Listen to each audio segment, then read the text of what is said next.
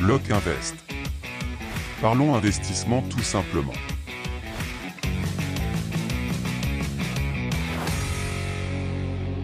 Et bonjour et bienvenue dans ce nouvel épisode de Block Invest. Ici on parle d'investissement et d'immobilier et aujourd'hui nous allons parler de comment faire quand l'on commence de zéro pour acheter de l'immobilier. Mais avant ça, comme d'habitude, je me présente. Je m'appelle Thomas, je suis un investisseur immobilier, je vis uniquement de mes biens IMO. Je ne suis pas un formateur, je ne fais pas de location courte durée. Et je fais ça vraiment que pour le délire et m'amuser. Donc si tu souhaites me poser tes questions pour que j'y réponde, n'hésite pas à m'envoyer tes questions sur Block Invest. Donc ça s'écrit Block-invest-. Et je te propose que l'on commence tout de suite le podcast. Donc ce podcast, il fait référence à des questions surtout une question qui m'est revenue plusieurs fois. Il s'agit de comment faire quand on est un débutant. Ok, j'y connais rien, je commence de zéro. C'est quoi tes premiers conseils à donner? Donc là, je vais te donner des conseils comme si je te connaissais à peine, que tu étais un ami et que je te disais ok, tu commences par là et tu fais attention à telle et telle étape. Donc, pour commencer, je vais quand même imposer un cadre parce qu'il y a vraiment des personnes très différentes qui écoutent ce podcast. Donc tu peux être un homme, une femme, être vieux, jeune. Donc je vais quand même te donner un certain cadre dans lequel tu pourras avoir des références.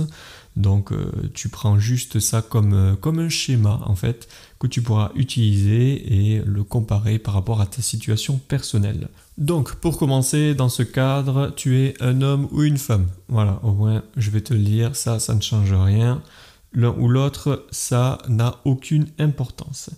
Ensuite, tu as entre 17 et 35 ans dans ce sujet, dans la personne que je suis en train de conseiller. Donc là, tu vas me dire, mais attends, à 17 ans, tu ne peux pas investir, c'est vrai, mais entre tes 17 et 18 ans, juste avant d'être majeur, déjà, tu peux commencer. Alors, soit déjà, tu travailles, et en plus de ça, tu peux déjà commencer à te renseigner, à prendre des cours dans l'immobilier. Donc voilà pourquoi je dirais que tu as entre 17 et 35 ans. Au niveau de ton salaire, on va dire que tu gagnes 1600 € par mois. Donc voilà, donc ceux qui ont plus, félicitations, ce sera encore plus facile pour vous. Et ceux qui ont moins, il va falloir trouver quelques astuces. Mais là, j'ai pris vraiment une moyenne vraiment pour pouvoir avancer. Donc personnellement, si tu n'as pas écouté mon premier podcast, je ne gagnais moi que 1200 € par mois quand j'ai commencé. Tu habites dans une grande ville, pas 1 million d'habitants, mais je dirais en moyenne 200 000 habitants. Voilà. Ensuite, tu es célibataire ou en couple, ça n'a aucune importance, mais le seul petit truc, c'est que tu comptes acheter toi tout seul. Et si tu es marié, dans ce cas-là, tu as fait déjà un contrat de mariage. Et si tu ne l'as pas fait, je te conseille de le faire avant d'acheter des biens immobiliers. Avoir déjà une santé saine au niveau de ses finances permet d'avoir un couple plus heureux. Au niveau des enfants, tu n'as aucun enfant. Voilà, au moins comme ça, c'est histoire d'avoir moins de finances, moins de choses à calculer. Donc tu ne peux quand même t'en sortir si tu as des enfants, mais je dois te prévenir que c'est quand même beaucoup plus difficile. Mais dans cet exemple, tu n'as pas d'enfant. Ensuite, une fois que j'ai imposé ce cadre, il faut définir aussi tes objectifs. Premièrement, ton objectif, juste comme ça, on va aller faire quelque chose d'assez vague.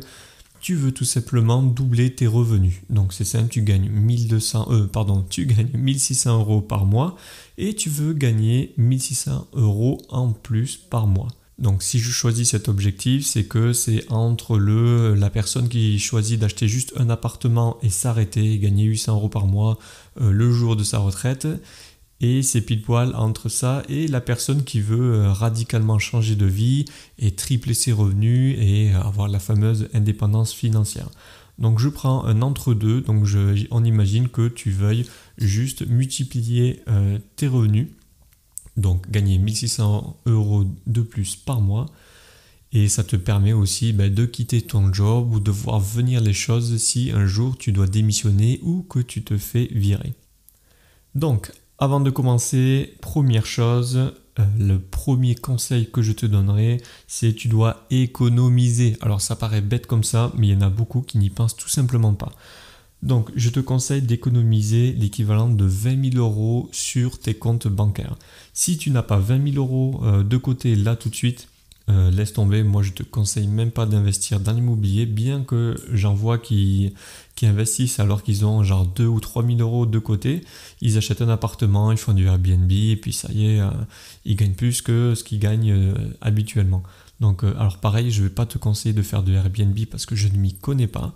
Donc je ne peux pas te donner de conseils dessus, bien que évidemment on sait très bien que ça booste tout de suite les revenus, même si pour moi c'est plus de l'entrepreneuriat que de l'immobilier. Bref, imaginons que tu arrives à économiser 500 euros par mois. On va du coup faire une moyenne. Si tu arrives à économiser l'équivalent de 500 euros par mois, tu peux réussir à réunir du coup la somme de 20 000 euros en 40 mois. Donc 40 mois, je te l'ai calculé déjà, ça fait 3 ans et 4 mois. Donc 500 euros par mois, il y en a qui arrivent à faire beaucoup plus, d'autres beaucoup moins. Mais si tu n'arrives pas à économiser, de toute façon, la banque, elle ne te prêtera pas. Donc déjà, tes finances, il faut vraiment que tu puisses t'en occuper. C'est vraiment la première chose à faire. Si tu ne sais pas t'occuper de tes finances, ça ne sert à rien d'investir dans l'immobilier. Tu ne vas pas pouvoir gérer l'immobilier si tu ne sais pas déjà gérer tes comptes. Et c'est vraiment très important d'avoir cet argent de côté, parce que si tu n'as pas écouté mon premier podcast, je t'invite à l'écouter. Malgré les 30 000 euros que j'avais de côté à mes débuts, j'ai quand même failli faire faillite. Et si je ne les avais pas eus, j'aurais dû revendre tous mes biens immobiliers. Et aujourd'hui, je serais encore salarié. Ensuite, pour économiser du coup tes 500 euros par mois, soit tu souhaites les booster pour aller plus vite, donc pour ça c'est très simple, soit tu as un logement de fonction. Et ça, je peux te dire que c'est, pour l'avoir connu, c'est vraiment très cool, parce que tu n'as aucun loyer à payer. Soit tu décides du coup de vivre chez tes parents ou des amis. Voilà. S'il faut le faire, imaginons que ça peut te permettre d'économiser 1 000 euros par mois. Mais du coup, tu peux faire ça en 20 mois. Donc si tu économises 1 000 euros par mois, du coup, au bout de 20 mois, tu as mis tes 20 000 euros de côté. Bon là, c'est en partant vraiment de zéro. Si tu as déjà 10 000 euros de côté, félicitations, il ne te faut plus que 10 mois. Donc là, il y a une certaine quand même notion de sacrifice, il faut l'avouer. Si tu commences au début à travailler, que tu sors de chez papa-maman, félicitations, c'est bien parce que généralement, tu peux vivre encore chez eux et donc économiser un maximum. Mais si tu ne peux pas et qu'il faut quand même que tu retournes chez tes parents ou chez des amis, dis-toi que c'est un instant de sacrifice, mais ça vaut le coup, on va dire, sur le long terme. Bien, une fois que tu as réuni cet argent, ou si tu l'as déjà, félicitations, tu peux passer à l'étape suivante, et c'est commencer à faire tes recherches. Mais avant de faire tes recherches, il faut que tu connaisses déjà ton budget. Donc déjà, avant de te parler de ton budget, il faut savoir que les biens actuellement sont, en tout cas au moment où j'enregistre, sont pas forcément faciles à trouver. Donc il vaut mieux que tu trouves quelque chose qui s'autofinance tout de suite que acheter dans 5 à 10 ans. Imaginons que tu trouves quelque chose qui s'autofinance tout juste, donc quand même ça paye aussi tes taxes. Je préfère le préciser parce que si tu gagnes 1 000 euros de loyer et que tu as 1 000 euros de crédit, ça ne s'autofinance pas, tu perds de l'argent. Enfin, tu en perds en quelque sorte, tu en gagneras toujours parce que tu es propriétaire. Enfin, en tout cas, tant que tu ne fais pas une loi Pinel, tu n'es pas obligé de vendre que dans 20 ans. Mais bon, ça, c'est un autre sujet. Mais imaginons que tu arrives à acheter 2 biens et au bout de 10 ans, tu en revends un pour du coup rembourser la totalité du premier. Félicitations, au bout de 10 ans, tu as un appartement complètement payé. Et ça change vraiment beaucoup de choses rien qu'au niveau de ta vie et de ta vie future. Maintenant qu'on a posé toutes ces bases-là, on va définir ton budget. Donc pour commencer, comme je te l'ai dit, tu gagnes 1 600 euros par mois. Alors suivant combien tu gagnes, tu vas faire exactement les mêmes calculs que je te donne actuellement, surtout si tu n'as aucun bien immobilier actuellement. Si tu en as, là ce sera différent, il faudra que tu fasses des calculs différents, ou que tu t'associes, que tu passes en société, mais bon, on ne parle pas de ça, là on parle vraiment pour un débutant qui commence de zéro et qui vraiment veut chercher quels sont les premiers principes à connaître. Donc comme je te l'ai dit, tu gagnes 1 600 euros par mois Et là, la HSF, du coup, qui t'a bloqué à 35% de taux d'endettement, c'est surtout pour ta résidence principale, mais je t'en reparlerai. Donc 1600 euros multiplié par 0,35, donc ça fait 35%, ça nous fait un total de 560 euros par mois. Donc ça veut dire que tu peux rembourser 560 euros par mois si tu n'as aucun autre crédit bien sûr à côté. Donc si tu as un prêt auto, je t'invite vivement à le rembourser si tu souhaites investir. Tous les prêts conso et tout ça aussi, pareil, inutile de le dire, mais ça va mieux en le disant, élimine-les. Donc imaginons que tu as 560 euros par mois que tu peux emprunter du coup, vu que tu gagnes 1600 euros. Ça te fait sur 10 ans 59 894 euros que tu puisses emprunter.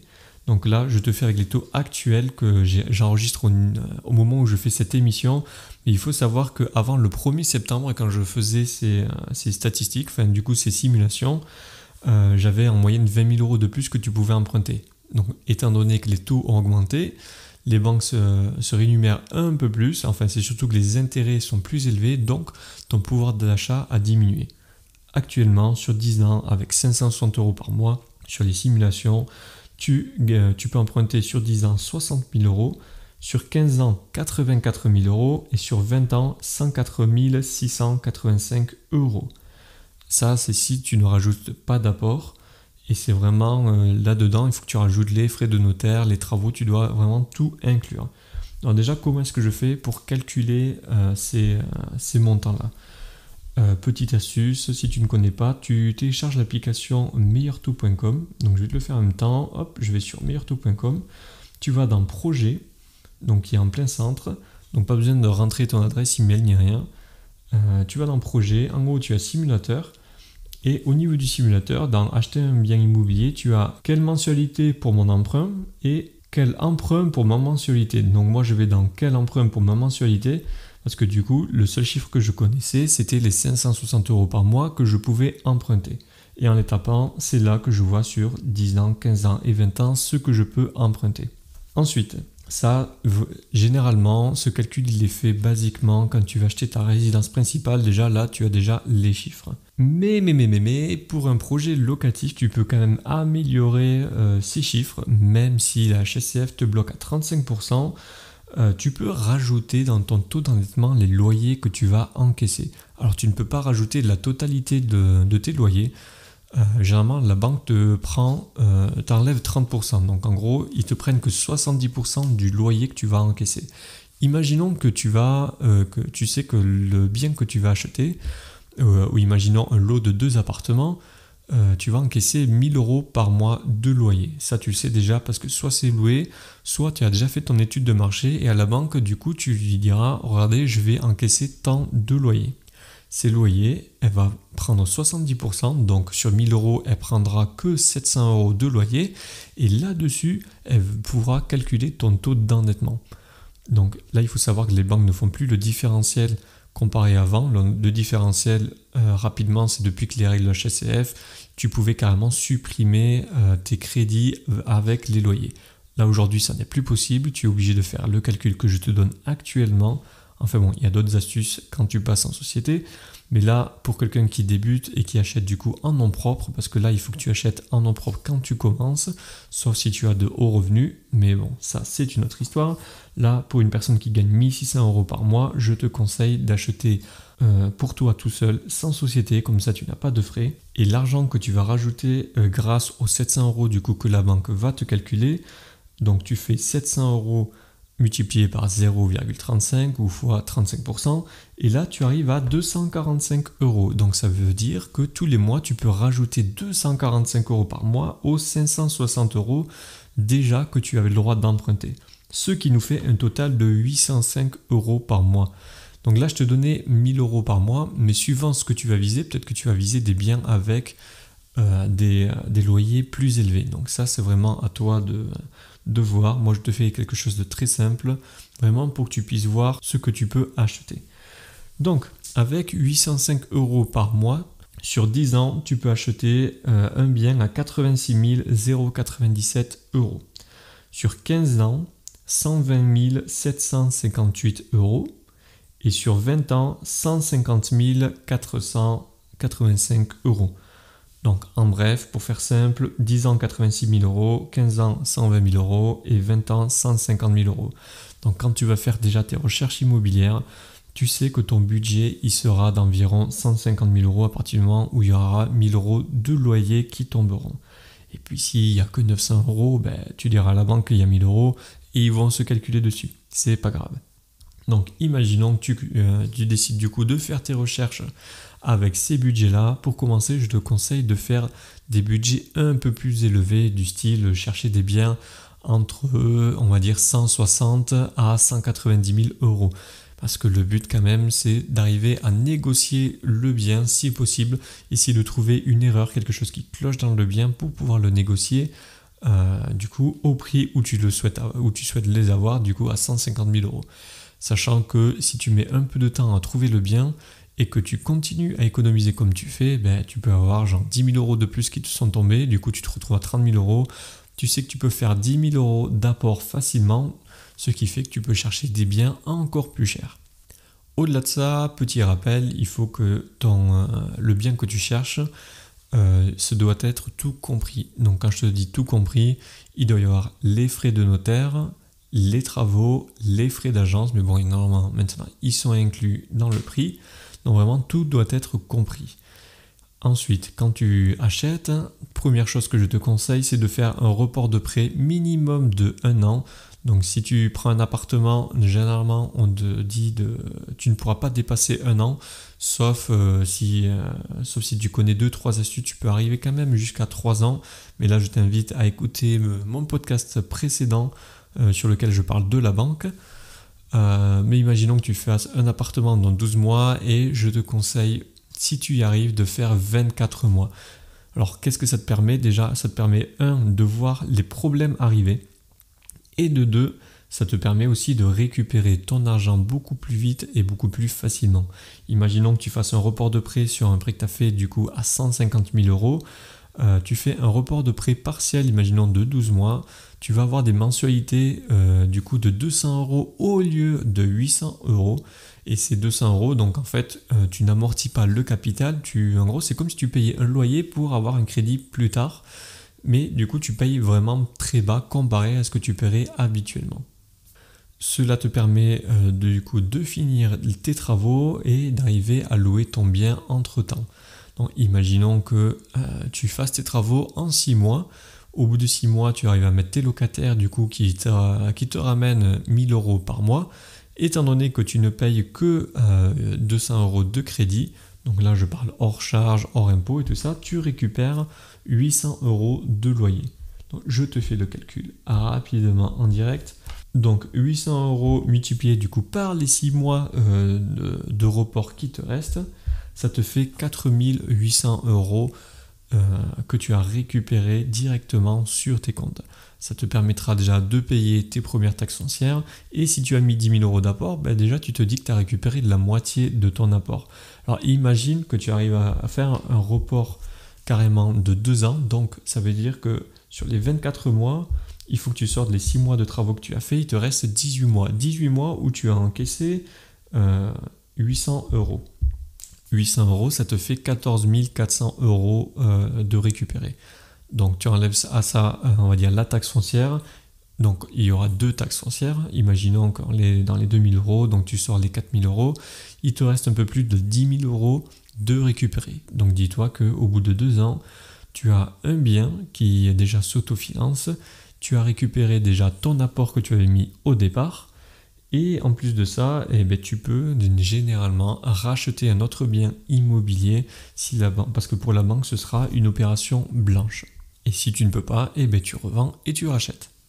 Donc là, je t'ai pris dans le cadre où c'était un bien qui s'autofinançait. Parce que si tu calcules bien, un bien que tu achètes à 150 000 euros, où tu as 1000 euros de loyer, on est dans les 8% de rentabilité. Je crois qu'on est même pile poil à 8% de rentabilité. De tête, je crois que c'est ça. Donc 8% de rentabilité, ça veut dire que tu as un bien qui s'autofinance. La plupart des biens que tu verras sur le Bon Coin, Se Loger et autres, ce sera en moyenne du 6%. Voilà pourquoi il faut les négocier ou trouver des biens avec des travaux, des biens qui ont un défaut. Tu cherches un bien, on va dire, c'est la stratégie du canard à la patte cassée. Tu trouves un défaut, ça te permet de négocier, et en plus le fait de faire des travaux te permet de réduire tes impôts. Parce que quand tu fais des travaux, tu paieras moins d'impôts sur tes revenus. Alors ça dépend si tu es en meublé ou en non meublé. Ça, c'est à toi de voir pendant ton étude de marché, mais on en reparle, à savoir ce que tu fais. Donc tu as la stratégie globale. Maintenant, tu sais combien tu peux emprunter. Mais maintenant, il faut qu'on choisisse le secteur. Donc avant de choisir quel type de bien acheter, il faut que tu choisisses ton secteur. Parce que ton secteur pourra déterminer vraiment le type de bien que tu achètes. Moi, je sais que si j'achète dans les villes aux alentours, à moins de 15 minutes de là où j'habite, la colocation ne marche pas du tout. En revanche, les studios fonctionnent, les maisons fonctionnent encore mieux, les grands appartements fonctionnent pas du tout. Enfin voilà, chaque marché est vraiment différent, mais suivant dans la ville dans laquelle tu investis, certaines choses vont marcher et d'autres non. Je connais une ville où les meublés cartonnent, en 1 heure tu loues ton bien. Une ville qui se trouve à 40 minutes, tu fais du meublé, tu vas avoir du mal à trouver du monde. Donc il faut vraiment que tu connaisses ton marché. Imaginons, comme je te l'ai dit, tu habites dans une grande ville, environ 200 000 habitants. Là, soit tu comptes rester dans le bien dans lequel tu es, soit tu es chez tes parents, soit tu rachètes le bien dans lequel tu es, tu te mets en colocation. Là, il y a encore plein d'astuces, je t'en reparlerai aussi. Mais tu décides d'acheter un peu plus loin, tu décides d'acheter un peu plus loin que dans la ville où tu es pour avoir des prix plus bas, plus abordables, pour éviter de n'avoir que des studios à acheter. Parce qu'à 150 000 euros, il y a des coins où tu peux avoir des immeubles de 4 appartements et très bien loués. Donc déjà, je te conseille de trouver une ville qui soit entre 10 000 et 50 000 habitants. Ensuite, une fois que tu as trouvé toutes ces villes, je te conseille d'étudier le marché. Pour commencer, pour l'étudier, avant d'aller voir les agences et les sites, je te conseille d'aller sur le tensiomètre locatif. Donc tu vas sur internet, tu tapes tensiomètre locatif. Et sur ce tensiomètre, en fait, c'est un site où quand tu tapes le code postal ou le nom de la ville dans laquelle tu comptes acheter, ça va te donner par catégorie ou dans l'ensemble comment se comporte le marché locatif. Donc si c'est une ville de 10 000 habitants, il n'y aura pas assez d'antécédents, pas assez de données. Mais une ville de 30 000 habitants, ou même un peu moins, je crois dans les 20 000, déjà, le tensiomètre locatif va réussir déjà à te donner toutes les données que tu auras besoin. Il va te donner les données en premier, à combien se trouvent les locations par rapport au mètre carré. Est-ce que les personnes ont des difficultés à trouver des logements? Donc si le marché est très tendu, moi j'ai une ville ici en province où le marché est plus tendu que le secteur dans lequel j'achète à Paris. Donc pour te dire que même en province, il y a vraiment des pépites. Donc le marché est hyper tendu, ou alors il n'est pas du tout tendu, ça veut dire que les locataires n'ont aucun mal à trouver un logement. Donc en gros, ça veut dire que tu n'as pas de marché, il ne faut pas y aller. Et ensuite, par type de bien, est-ce que c'est les studios? Est-ce que c'est les colocations? Est-ce que ce sont les T2, les T3, les petites maisons ou les grandes maisons qui fonctionnent? Ça va vraiment te donner les données sur est-ce que le marché est tendu ou pas. Et en même temps, ça va même te donner est-ce que les personnes, leur budget est équilibré ou pas. Donc s'il n'est pas équilibré, ça veut dire que les personnes auront du mal à te payer le loyer. Par contre, s'il est équilibré, à partir du moment où tu verras, le tensiomètre, c'est vraiment des aiguilles autour d'un demi-cercle, comme les aiguilles de ta voiture pour accélérer. C'est vraiment la même chose.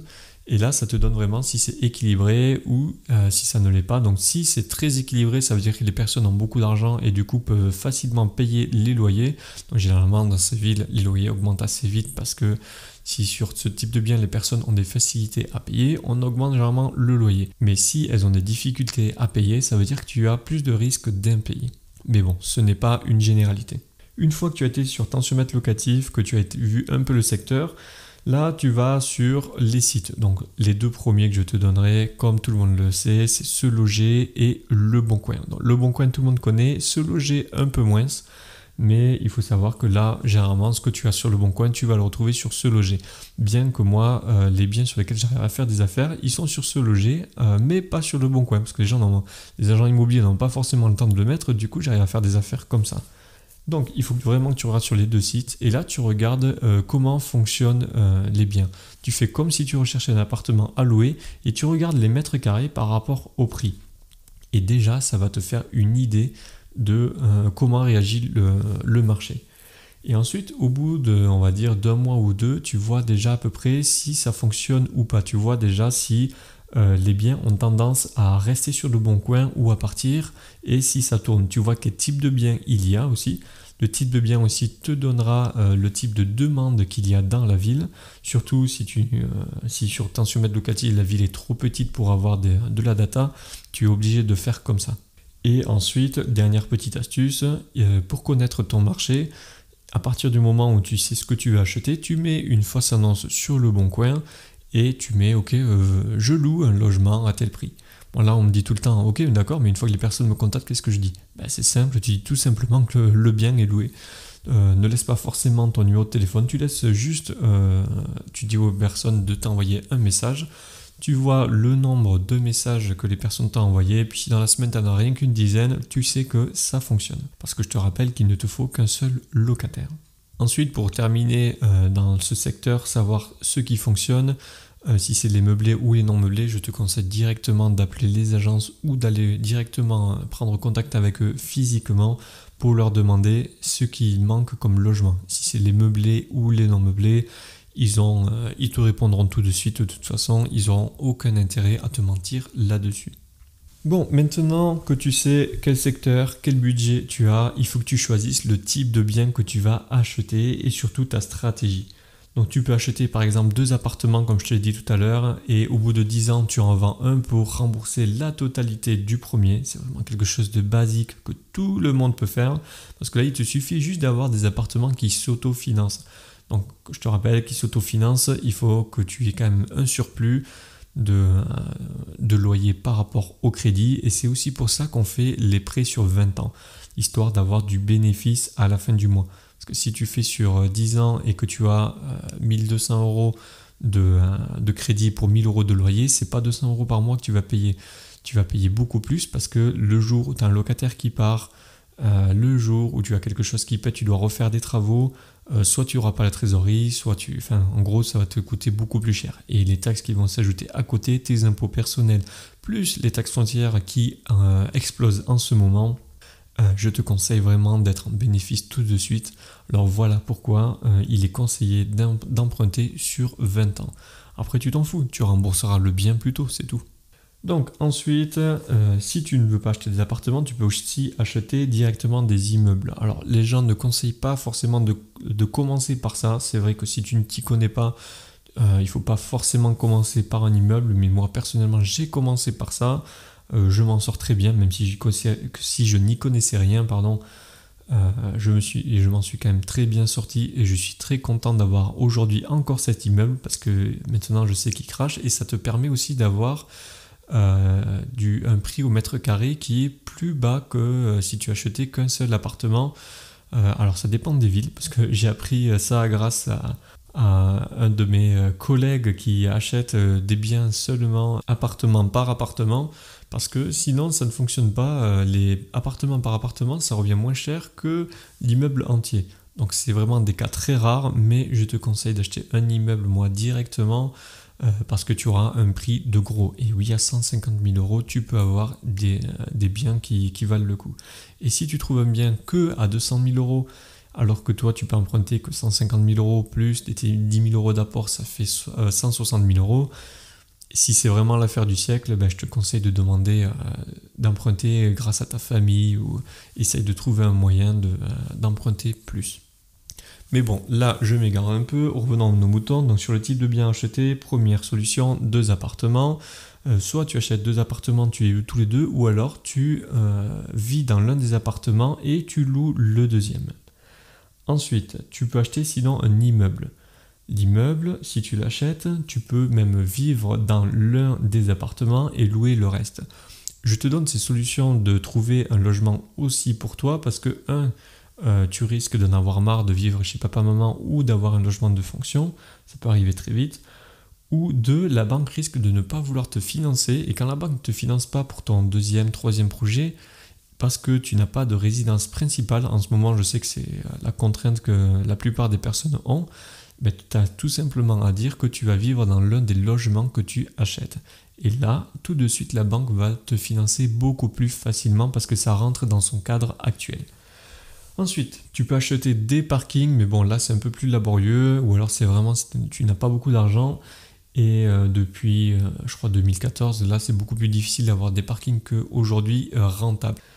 Tu peux acheter des locaux commerciaux, mais là, je te conseille vraiment de t'accrocher parce que si tu n'achètes pas dans l'emplacement numéro 1, ce sera plus difficile pour toi parce que tu peux avoir le local commercial qui ne soit pas loué pendant 1 an, 2 ans, 3 ans, même 5 ans. Bon, une fois que c'est loué, ça dure longtemps, mais si tu ne loues pas alors que c'est ton premier bien, je te conseille tout de suite de ne pas faire ça. À moins vraiment que ce soit quelque chose qui soit déjà loué, du style une boutique Orange, une banque, bon mais là évidemment tu sautes dessus. Mais assure-toi quand même que ce commerce ne quitte pas les lieux juste avant que tu achètes ou juste après. Mais sinon je ne te conseille pas de faire ça parce que si tu n'as pas de loyer qui tombe alors que tu payes 560 euros par mois et que tu gagnes que 1600 euros par mois, ça va être dur pour toi de joindre les deux bouts. Ensuite tu peux acheter tout simplement un grand appartement du coup dans la ville où tu vis. Donc là, je disais, exemple, tu es dans une ville qui a à peu près 200 000 habitants. Tu décides d'acheter ton propre appartement et de te mettre en colocation. Donc c'est une bonne stratégie. La banque te financera assez facilement étant donné que ce sera ta résidence principale. Et du coup, ça te permet juste de payer du coup tes charges, ton crédit. Mais bon, après, avec ta colocation, même si elle est assez grande, tu n'auras pas beaucoup de bénéfices, donc de cash flow, une fois payé du coup tes prêts dans ce type de bien à acheter. Mais bon, les stratégies qui existent, il y en a beaucoup. Tu peux acheter du coup ton appartement en colocation et acheter un autre appartement que tu fais louer ou un immeuble. Il y a vraiment toutes les possibilités qui sont à portée de main. Ah, et la petite astuce que j'ai peut-être oublié de te donner, oui, maintenant que j'y pense, je ne t'ai pas parlé du 25 ans. Alors, je te conseille pas forcément de faire du 25 ans, sauf s'il te faut du bénéfice là tout de suite. Étant donné que tu achètes des biens que tu vas louer, mais que tu vas vivre dans l'un des biens, ça peut être considéré comme ta résidence principale. Et il n'y a que quand tu achètes pour ta résidence principale, en tout cas à l'heure actuelle, où tu peux acheter sur 25 ans. Donc 25 ans, ça te permettra d'avoir un prêt encore plus bas et du coup des bénéfices un peu plus élevés. Donc moi je ne le conseille pas forcément, mais à mes débuts, moi j'étais obligé de le faire pour avoir des bénéfices et réinvestir. Et c'était le seul moyen pour réinvestir. Mais si tu ne comptes pas racheter d'autres biens, t'embête pas, tu achètes sur 20 ans plusieurs biens. Enfin, si tu arrives à avoir plusieurs biens et tu en vends quelques-uns, et fixation, au bout de 10 ans, t'es l'équivalent presque de rentier. Ou au moins tu as multiplié ton salaire par 2. Bien, une fois que tu as réussi à économiser de l'argent, tu as réussi en plus à définir ton budget d'achat. Sans avoir une banque, c'est très facile à calculer. Tu multiplies par 0,35 et tu peux me rajouter 70% des loyers. Ensuite, tu as défini ton secteur. Donc, tu as pris une ville entre 10 000 et 50 000 habitants, voire plus, peut-être même moins. Comme je t'ai dit, c'est vraiment des schémas que je te donne. C'est vraiment suivant la dynamique du marché que tu as autour de toi, ça c'est à toi de le définir. Tu vois maintenant à peu près le type de bien que tu veux acheter suivant les personnes, la sensibilité est différente. Donc tu sais si tu veux acheter un ou plusieurs appartements, un immeuble, des places de parking, un local commercial. Tu vois déjà à peu près le type de bien que tu veux acheter. Ensuite, il faut que tu définisses ta stratégie de location. Donc il faut voir si tu fais de la location longue durée, courte durée, de la colocation, de la location meublée, donc un meublé professionnel ou non professionnel. Donc au début, te prends pas la tête, tu seras automatiquement en non professionnel parce qu'il faut que ça dépasse tes revenus. Enfin bon, il y a plusieurs choses, mais ça c'est avant que tu ailles voir un comptable, on n'y est pas encore. Et pour toutes ces stratégies, moi ce que je te conseille c'est de te former. Donc viens pas chez moi parce que j'ai pas de formation. Mais déjà, rien qu'écouter déjà des contenus gratuits, je te conseille déjà de commencer par là. Moi, personnellement, j'ai commencé par là parce que, bon, à mon époque, il n'y avait vraiment pas beaucoup de contenu. Tu commences par aller sur YouTube, tu regardes un peu tout ce qui traîne. Déjà, tu pourras déjà te renseigner sur pas mal de choses. Bon, tout n'est pas bon à écouter, mais dans la majorité du temps, tu verras qu'il y a une récurrence dans ce qui est dit et dans ce qui est conseillé. Donc parfois, ce qui est conseillé, il y a des personnes qui vont te dire la vérité c'est ça et c'est pas autre chose. Là, essaye quand même d'être ouvert d'esprit parce que souvent ces personnes-là, ce sont des personnes qui ont acheté juste quelques biens et qui ont vraiment pas un grand angle de connaissances, pas un grand champ de connaissances. Du coup, ils peuvent t'induire parfois un peu en erreur, mais tu pourras toujours apprendre de ces gens-là. Et ensuite, si tu le souhaites, je te conseille moi de prendre une formation. Donc là, avec 1000-2000 euros, déjà, tu as de très bonnes formations qui peuvent tourner. Si tu veux que je te les donne, tu n'hésites pas, je te ferai un podcast sur les formateurs immobiliers, il n'y a aucun souci. Là, je te conseille du coup d'essayer d'apprendre par toi-même. C'est pour ça que si tu es mineur, que tu n'as que 17 ans, même un peu moins, que tu as que 15 ans, tu peux déjà commencer à te renseigner gratuitement. Et dès que tu es majeur, tu peux déjà te payer tes premières formations et apprendre déjà sur l'investissement immobilier. Ça te permettra aussi de savoir quel type de location tu vas faire. Et une fois que tu as défini toi, tout ton secteur et tout ça, que tu sais quel type de bien tu vas acheter, là c'est parti, tu peux commencer à investir. Et ensuite, il ne te reste plus qu'à acheter. Mais c'est pas terminé, parce que quand tu vas acheter, tu vas avoir des problèmes. Donc pour pouvoir continuer, le premier problème auquel tu vas avoir affaire, c'est la banque. Et oui, moi la banque, c'était mon plus gros problème que j'ai réussi à surmonter aujourd'hui. Donc il faut savoir que si tu ne peux pas emprunter, c'est fini pour toi, tu ne peux pas investir. Donc ça veut dire que ta stratégie n'est pas bonne. Ou alors, non, ou alors rien du tout, c'est juste la stratégie qui n'est pas bonne. Bon, il y a encore plein de petits trucs que je pourrais rajouter, mais je vais essayer de faire au plus court. Donc pour commencer, la banque, il y a plusieurs solutions. Tu achètes plusieurs biens et tu ne peux plus emprunter, donc il faut que tu commences par vendre tes biens.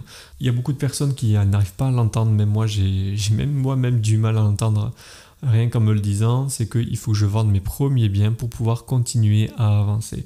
C'est difficile parce qu'on se dit, attends, je vais perdre des revenus et tout ça, surtout si tu en as besoin pour vivre, mais si tu n'en as pas besoin, que tu vis dans ton salariat, ce sera encore plus facile pour toi. Tu vends tes premiers biens ou le bien qui te rapporte le plus d'argent. Je te conseille de vendre en priorité celui qui te rapporte le plus d'argent et ensuite pour réemprunter et acheter encore plus. Ensuite, les solutions numéro 2, c'est que la banque, au bout d'un moment, si tu achètes un immeuble de rapport et que tu vas racheter un deuxième, alors avant c'était beaucoup plus facile, mais certaines banques vont te dire il faut que tu achètes ta résidence principale, sinon je ne te suis plus. Si toutes les banques te disent la même chose, que tant que tu n'as pas ta résidence principale, tu ne peux pas racheter, c'est très simple, tu leur dis que tu achètes ta résidence principale. Même si c'est faux, tant pis. Tu dis que tu vas vivre dans l'appartement ou l'immeuble que tu achètes et puis c'est terminé. Et en plus de ça, le loyer que tu payes actuellement, si tu en payes un, elles vont les déduire. Imaginons que tu payes 500 euros par mois de loyer, tu leur dis écoutez, dans cet immeuble, moi je vais vivre dans l'un des 3 appartements. Donc sur les 2 appartements, ils vont me rapporter 1000 euros. Et en plus de ça, moi, les 500 euros de loyer que je paye, je ne vais plus les payer vu que je vais vivre dans l'un des appartements. Et voilà comment ton taux d'endettement est moins élevé. Mais bon, pareil, c'est à toi de voir. Tu peux dire la vérité, mais dans ce cas-là, tu seras bloqué. Ou alors, il faudra que tu vendes. Mais dire que tu vas vivre dans l'un de tes biens en tant que RP, c'est l'une des premières astuces. Ensuite, deuxième astuce, mettre de l'apport. Bon, mettre de l'apport, c'est quelque chose d'assez simple. Les banques peuvent quand même te bloquer, mais avec de l'apport, plus tu en as, mieux c'est. Donc je conseille d'en mettre un minimum au début, juste de financer genre les frais de notaire. Ce serait bien si la banque pouvait te suivre à chaque fois, mais au bout d'un moment, même apport ou pas apport, ils vont plus te suivre. Donc il va falloir soit que tu rembourses tes biens, soit que tu les revendes pour les rembourser. Mais si tu veux vraiment garder tous tes biens, parce que tu te dis ok là j'ai réussi à doubler mes revenus, ou alors je suis vraiment à 2 doigts d'y arriver, c'est simple, si tu sens que les biens tu veux absolument les garder, ou alors que tu ne veux pas en racheter vraiment beaucoup, parce que là on rappelle que dans notre cas tu gagnes 1600 euros par mois, tu veux juste doubler ton salaire, donc en disant vraiment je te dis sans te fouler, tu peux vraiment y arriver simplement, tu prends n'importe quelle formation sur internet, ils vont pouvoir t'aider à le faire. Eh bien, si tu es bloqué, tu t'associes. Alors, ce qui est bien en société, c'est que les banques, ton taux d'endettement, elles y font beaucoup moins gaffe. Donc moi, dans mon cas, je suis endetté, je pense, dans les 90%. Enfin, à un moment donné, j'étais bien endetté à 90%. Et pourtant, les banques continuent à me suivre en société. Alors, en nom propre, officiellement, je suis un clochard, je peux rien acheter. Enfin, en tout cas, je peux acheter très peu. En tout cas, à l'heure actuelle, bientôt, ça va changer. Mais à l'heure actuelle, je peux pratiquement rien acheter, alors qu'en société, pour cette année, j'ai acheté 2 immeubles et je vais bien acheter un autre bien sur Paris. Donc comme quoi, je peux vraiment continuer à enchaîner. Mais c'est parce que 1, j'ai des associés, 2, ils ne font pas gaffe à mon taux d'endettement personnel. Ils font vraiment gaffe au projet auquel que tu mets en avant. Donc voilà, donc pour résumer, en premier, j'ai pris une personne, homme ou femme, célibataire ou en couple, mais qui va acheter seul. Tu as entre 17 et 35 ans, tu gagnes 1 600 € par mois, tu n'as pas d'enfant, je précise. Tu habites dans une grande ville ou une ville de taille moyenne à grosse, ça dépend où c'est que tu habites. Si tu habites à Paris, pour toi ce sera une petite ville de 100 000 habitants, mais bon. Tu te trouves un nouveau secteur, tu économises 500 € par mois, tu pourras arriver à 20 000 €.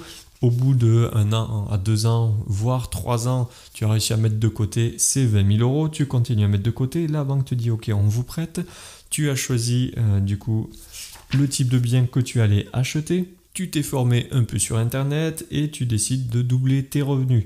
Tu achètes, au bout d'un moment tu risques d'être bloqué, imaginons que tu arrives à avoir un bénéfice de 800 € par mois, il te faut 800 € de plus parce que comme ça rentre dans tes objectifs, tu continues à acheter, au bout de 10 ans tu revends peut-être un bien et du coup tu arrives à 1 600 €, voire entre temps tu crées au bout de 5 ans une société, tu achètes plusieurs biens et pareil tu en revends quelques-uns et tu arriveras quand même à tes 1 600 € de bénéfices. Les 1 600 €, crois-moi, de bénéfices, donc doubler tes revenus, peu importe ton revenu, entre 7 et 10 ans, tu peux le faire. Alors, je pourrais dire sans trop se fouler, mais il faut quand même avoir quelques connaissances pour pouvoir avancer. Ça dépend vraiment du secteur et du marché. Actuellement, je sais que c'est difficile de trouver des biens parce que les gens ne mettent plus forcément en vente leurs biens et en même temps, les gens n'achètent pas forcément plus de biens parce qu'ils pensent qu'ils sont bloqués. Alors qu'en réalité, tu peux continuer à acheter. Mais déjà, si tu trouves des biens qui s'autofinancent, prends-les. Et puis le jour où tu trouves une très bonne affaire, tu revends ton bien et tu rachètes ta très bonne affaire. Et ensuite, félicitations, au bout de 10 ans. Alors oui, ça fait pas rêver parce que tu as mis 10 ans, tu as doublé tes revenus. Et crois-moi, rien que là, tu te dis que tu as déjà ta retraite au bout de 10 ans. Imagine, tu as 35 ans, à 45 ans, tu sais que si tu as un problème dans ton boulot, que tu n'arrives plus à suivre, tu fais quelque chose de très manuel et que quand tu es vieux, tu ne peux plus suivre, ça y est, tu as déjà de quoi vivre. Tu as déjà ta première sécurité et crois-moi, au niveau de ton cerveau et psychologiquement, ça change beaucoup de choses. Moi, je te dis, quand je travaillais le jour où j'ai réussi à doubler mes revenus alors que je travaillais encore, ça m'a vraiment complètement libéré et j'étais vraiment très à l'aise dans tout ce que je faisais au niveau du boulot et tout ça. Je me dis ok, là j'y vais, c'est vraiment pour le fun et c'est vraiment parce que je le veux et non pas parce que je suis obligé, même si j'étais sous contrat. Bien, nous arrivons à la fin de ce podcast, donc je dois te prévenir que c'est le dernier podcast de la saison 1, parce que je dois t'avouer que j'ai beaucoup de choses à faire en ce moment. Je suis en train de racheter, je suis en train de faire les travaux sur 2 immeubles en même temps, je suis de nouvelles formations, qui fait que je risque de multiplier, voire démultiplier mes revenus, mais ça je t'en reparlerai sûrement que dans 5 ans. Je suis en train de suivre d'autres formations, je dois passer au tribunal aussi parce que je poursuis l'un de mes locataires, donc ça je t'en parlerai dans la saison 2 normalement. D'ici là je serai passé sûrement au tribunal et crois-moi, il y a beaucoup de choses à dire, il y a beaucoup de choses intéressantes à t'annoncer, surtout par rapport à ce fameux tribunal. J'ai plein d'enregistrements à te faire écouter, tu vas voir, c'est digne des plus grands films hollywoodiens. Tout ce qui s'est passé, on a essayé de rentrer chez moi par effraction. Je te parlerai tout ça dans la saison 2. Donc c'était le dernier épisode de la saison 1. Je te souhaite de continuer. Dès que je repartirai sur les podcasts, je te préviendrai sur Instagram. En attendant, si tu as des questions, n'hésite pas à me les poser. Je ne sais pas quand est-ce que je reviens. Je vais essayer de revenir avant la fin d'année. Dès que les travaux je serai vers la fin et que le tribunal, ce sera déjà terminé. Sur ce, je te souhaite bonne continuation et je te dis à très bientôt. Salut! Merci d'avoir écouté ce podcast. Si cela vous a plu, n'hésitez pas à le partager. Pour participer au podcast, envoyez vos questions sur Instagram à LocInvest.